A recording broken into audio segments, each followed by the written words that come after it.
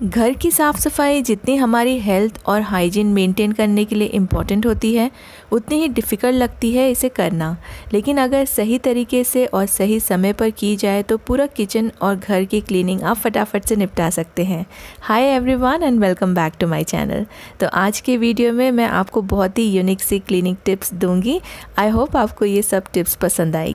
ये एक सिंपल सी प्रैक्टिस है जो हम डेली करते हैं। मॉपिंग के पहले हमेशा ये कहा जाता है कि ब्रूमिंग कर लेना चाहिए, यानी कि झाड़ू लगा लेना चाहिए। नहीं तो फिर जो हम मॉपिंग करते हैं ना, तो उसमें बहुत ज़्यादा डिफ़िकल्ट हो जाता है, क्योंकि बार बार जो मॉपिंग का जो कपड़ा रहता है या फिर जो मॉप रहता है उसमें बहुत सारी चीज़ें चिपकती रहती हैं। तो जब भी आप झाड़ू लगाएं और कचरा एक साथ एक जगह पे जमा करने के बाद उसको उठाना बहुत ज़्यादा डिफ़िकल्ट हो जाता है, क्योंकि कुछ चीज़ें छोटी छोटी चीज़ें रह जाती हैं।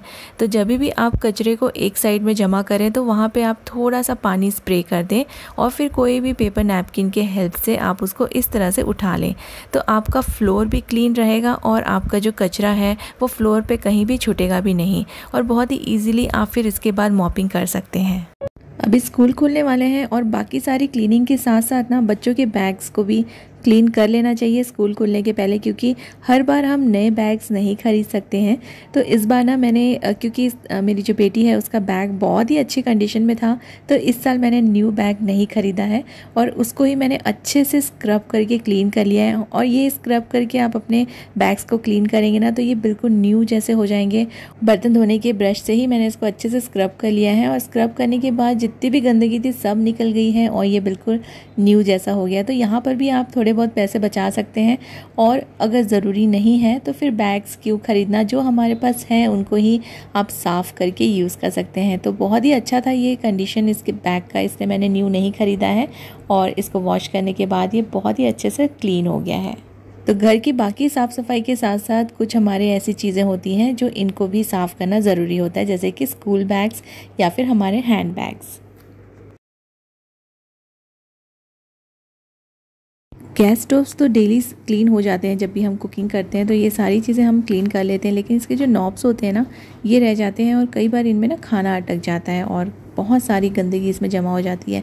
तो इसको बिना निकाले इस तरह से मैं कोई भी कॉटन बड ले लेती हूँ और उससे मैं इसको क्लीन कर लेती हूँ। बहुत ही आसानी से क्लीन हो जाते हैं और इसको ओपन करने की भी ज़रूरत नहीं पड़ती है। बस थोड़ा सा जो कॉटन बड है उसको आप गीला कर लीजिए या फिर थोड़ा ऑयल लगा के इसको आप क्लीन कर सकते हैं आराम से, और इसको बाहर निकाले बिना ही पूरा का पूरा ये साफ़ हो जाएगा।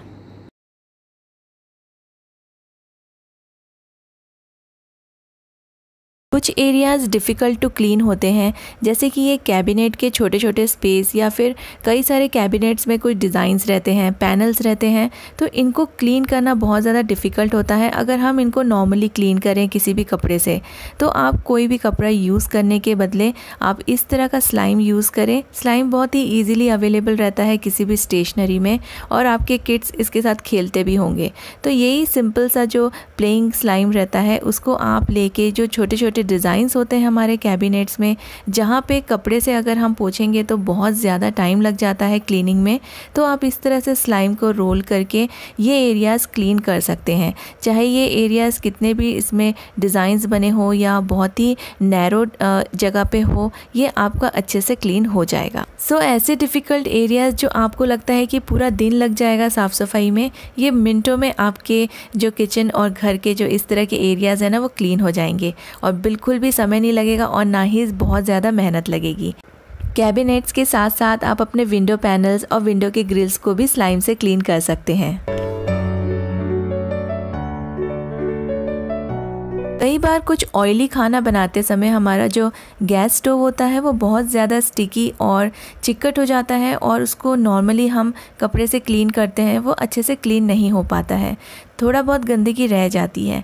तो आप इस तरह से कोई भी पुराने रखे लेमन जो कि ड्राई हो जाते हैं उसमें हल्का सा सॉल्ट डाल के आप अपने पूरे गैस स्टोव को इस तरह से स्क्रब कर दीजिए। जहाँ जहाँ पे आपको लग रहा है कि बहुत ज़्यादा स्टिकी है, या फिर आप पूरा का पूरा जो गैस स्टोव है ना उसको क्लीन कर सकते हैं इस तरह से। अच्छे से सॉल्ट और लेमन से स्क्रब करने के बाद इसको नॉर्मली आप किसी भी सॉफ्ट स्पंज के कपड़े से या फिर माइक्रोफाइबर के कपड़े से इसको अच्छे से वाइप कर दीजिए। तो आपका जो गैस स्टोव है वो पूरी तरह से चमक जाएगा और बहुत अच्छे से क्लीन हो जाएगा। लेमन्स जो ड्राई हो जाते हैं उनको हम फेंक देते हैं, तो आप इस तरह से उन ड्राई लेमन्स को यूज़ कर सकते हैं अपने किचन की साफ़ सफाई के लिए। नल चाहे बाथरूम के हों या किचन के हों, कुछ टाइम के बाद थोड़े काले पड़ने लगते हैं और इनमें बहुत ज़्यादा वाटर स्टेन्स भी आ जाते हैं। तो इसको भी क्लीन करना बहुत ही इजी है।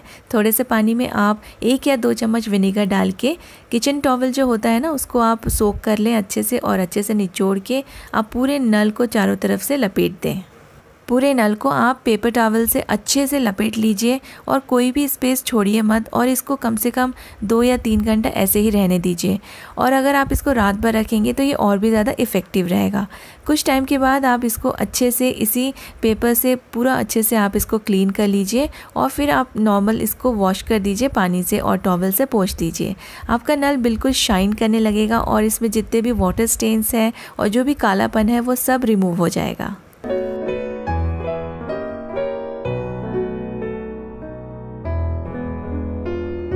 ये जो शीट्स हैं ऑडी यूनिरैप एंड ऑडी इकोबैग की, इसमें ना सिर्फ आप अपना फूड पैक कर सकते हैं या फिर इसमें रोल करके रख सकते हैं, बल्कि आप इसको यूज़ कर सकते हैं अपने पैन्स में डायरेक्टली इसमें रीहीट करने के लिए या कुकिंग करने के लिए।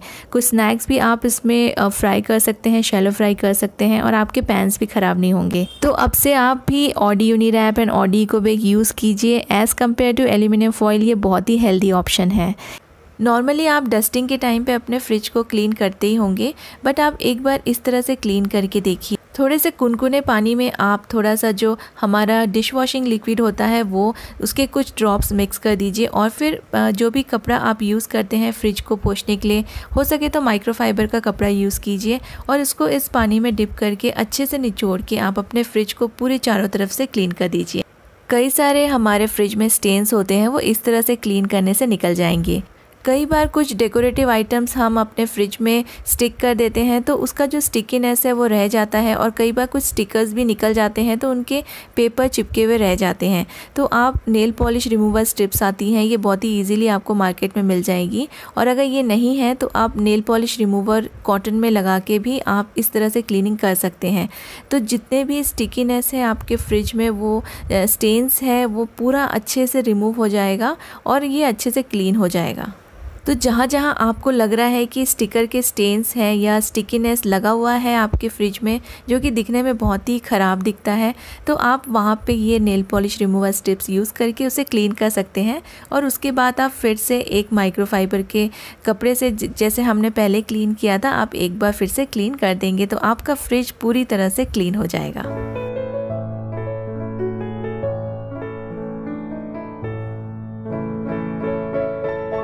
अगर आप वुडन के कटलरीज यूज़ करते हैं तो उनको भी टाइम टू टाइम क्लीन करना बहुत इम्पॉर्टेंट होता है। कुकिंग के बाद नॉर्मली हम इनको अपने ब्रश और सोप से क्लीन करते हैं, लेकिन आप वंस इन अ वीक इस तरह से इसे गर्म पानी में जितने भी आपके वुडन स्पैचुलास हैं ना, उनको डुबा के रख दीजिए थोड़ा देर के लिए। कुछ 5 से 10 मिनट के लिए आप इसको डुबा के रख दीजिए और आप देखेंगे कि जो पानी का कलर है वो धीरे धीरे से चेंज होता जाएगा, लाइट ब्राउन हो जाएगा। तो जो इसका जितना भी गंदगी होगा ना वुडन स्पैचुला का, वो सब कुछ गर्म पानी में अच्छे से रिमूव हो जाएगा। इसके बाद आप इसको नॉर्मली ब्रश और सोप से अच्छे से इसको वॉश कर दीजिए और थोड़ा देर के लिए इसे ड्राई करने के लिए रख दीजिए।